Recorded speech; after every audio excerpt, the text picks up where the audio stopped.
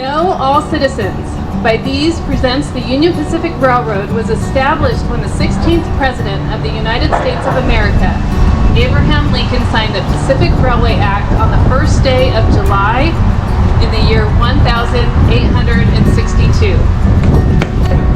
Whereas Tehachapi, California was established in the year 1909. Whereas Tehachapi, California is located near or on the railroad named Union Pacific Railroad.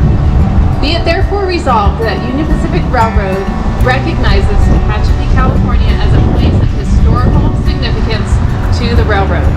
Here too, Union Pacific Railroad does grant Tehachapi, California the title of Train Town, USA. You can have into bold by means of the signing of this proclamation.